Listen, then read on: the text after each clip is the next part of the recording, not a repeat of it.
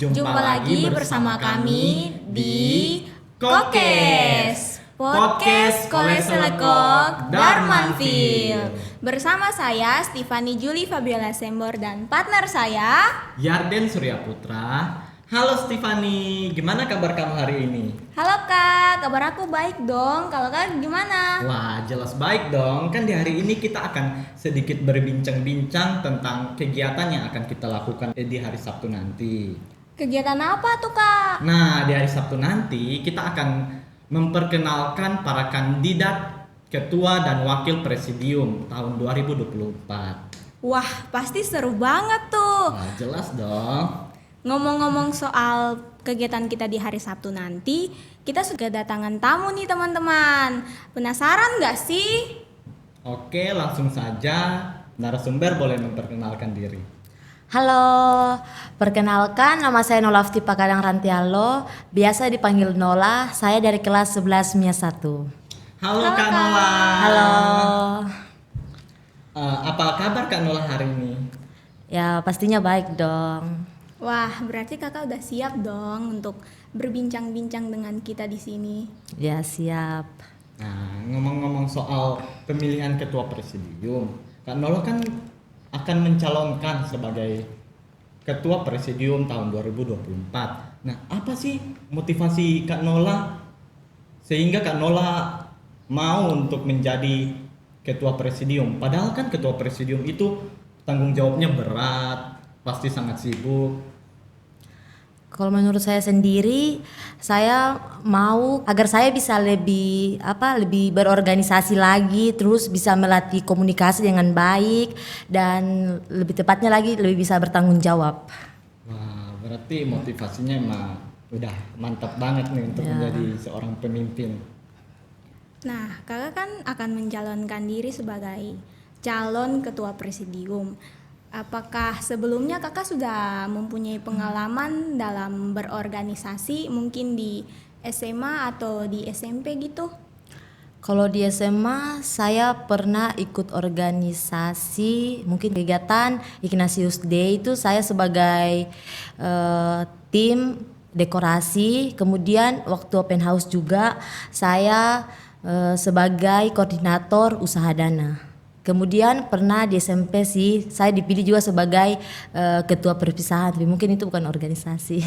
Wah, berarti kakak sudah cukup berpengalaman ya. Ya. Ngomong-ngomong soal organisasi, dalam berorganisasi kan kita pasti sering mendapati permasalahan atau konflik gitu. Nah, gimana sih cara Kak Nola mengatasi permasalahan atau konflik yang terjadi jikalau Kak Nola berkesempatan menjadi seorang ketua presidium nanti?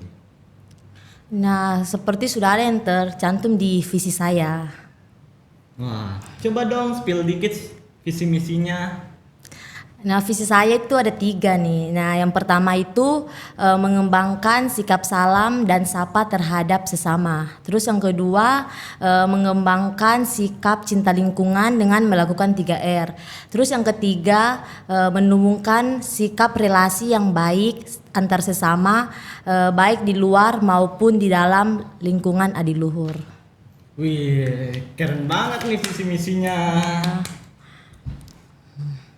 Kira-kira kalau misalnya kakak sudah terpilih nih menjadi ketua presidium, apa rencana kakak ke depannya? Kalau rencana saya itu ada 3 nih. Yang pertama, saya akan melibatkan diri secara aktif dalam kegiatan organisasi. Nah, terus yang kedua, saya akan menjalankan tugas saya dengan penuh tanggung jawab. Nah, yang ketiga ini, saya siap melayani anggota, anggota siap melayani saya.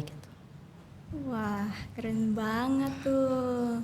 Nah, dengar-dengar nih Kak Nola kan terkenal friendly ya, jadi banyak banget teman-temannya. Ya. Nah, saya coba berikan satu kasus ya. Ya. Kalau teman dekat Kak Nola melakukan kesalahan, nah apakah Kak Nola masih memberikan toleransi sedikit atau tidak memberikan hukuman sama sekali kepada dia karena teman dekat atau gimana?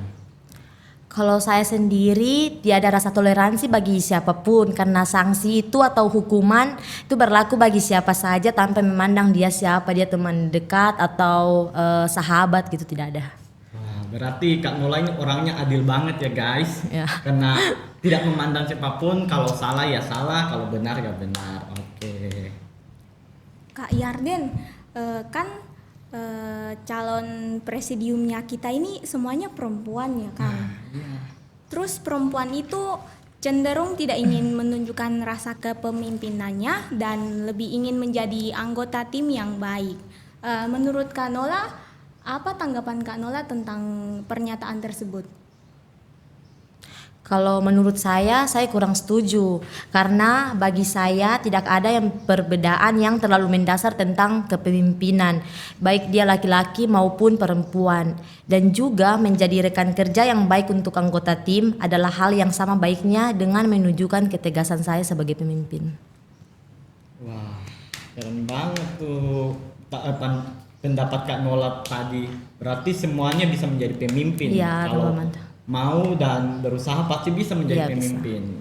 Ya ingat guys, jadi nggak cuma laki-laki yang bisa memimpin, namun perempuan juga bisa. Nah, contohnya Kak Nola ini.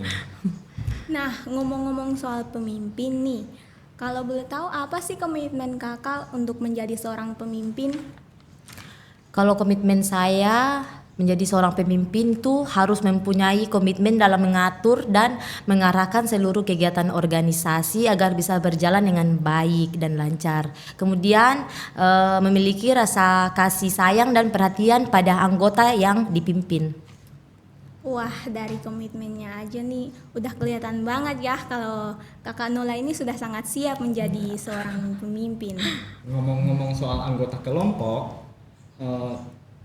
jika Kak Nola menjadi pemimpin nih, menjadi ketua presidium. Nah, Kak Nola kan bisa memberikan tugas kepada para anggota presidium yang lain.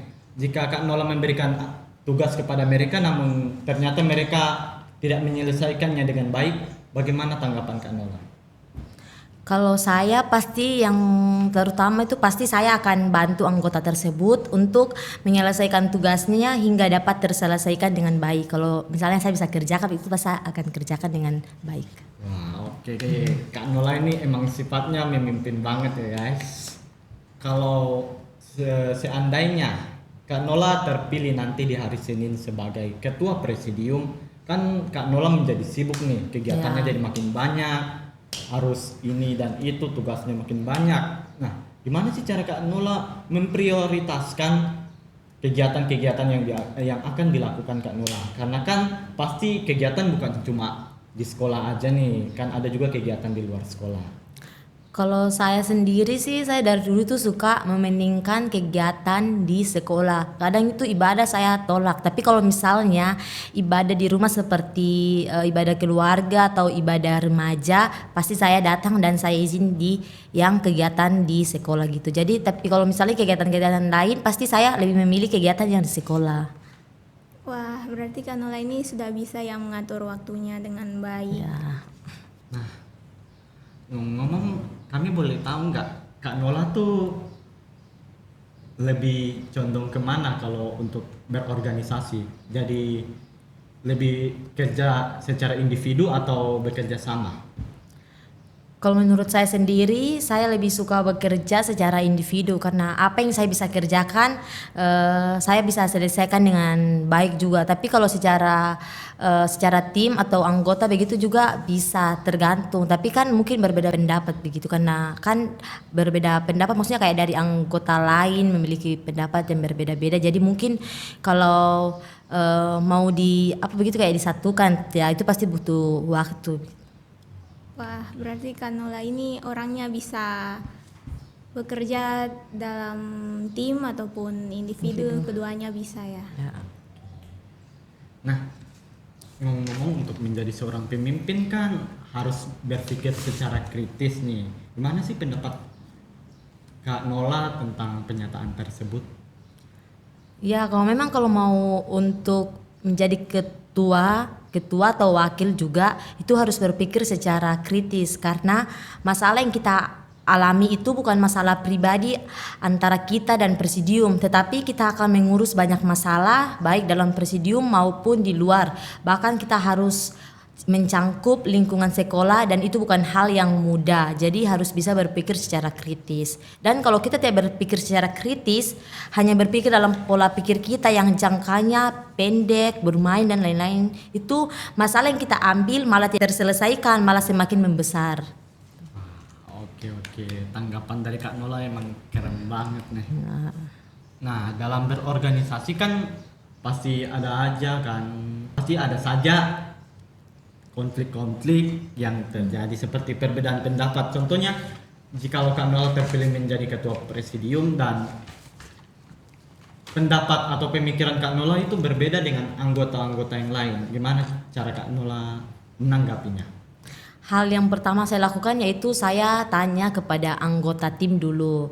Mereka ada berbeda pendapat atau tidak. Kalau misalnya mereka ada berbeda pendapat, nanti saya tanya kepada anggota yang lain. Mereka pikir dulu, mereka pilih bagusan pakai pendapat saya atau dia.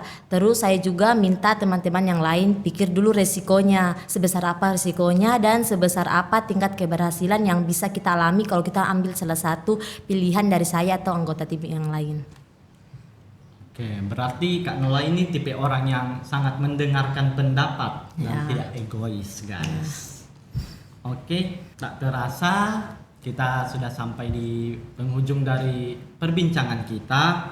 Gimana nih tadi jawaban-jawaban dari Kak Nola? Keren banget nggak? Wah, keren banget nih Kak. Kelihatan banget kalau Kak Nola ini sudah sangat siap untuk menjadi ketua presidium untuk kedepannya. Bener banget tuh, dari cara menjawab visi dan misinya serta bagaimana cara menyelesaikan persoalan-persoalan yang sering terjadi di adiluhur, itu udah kelihatan banget siap untuk menjadi seorang pemimpin. Nah, terima kasih untuk Kak Nola yang sudah mau memberikan sedikit waktunya untuk berbincang-bincang tentang pencalonan presidium di hari Sabtu nanti. Ya, sama-sama. Untuk kawan-kawan podcast yang menonton video ini, jika kita ingin mengikuti pemilihan ketua OSIS maupun pemilihan presiden nanti di tahun depan, kita harus memilih dengan baik karena suara kita itu sangat berpengaruh. Satu suara itu sudah sangat berpengaruh terhadap masa depan selanjutnya. Nah, buat teman-teman yang sudah menonton video kami, jangan lupa like jika kalian suka. Jangan lupa komen dan share jika menurut kalian ini penting. Akhir kata, salam AMDG. AMDG.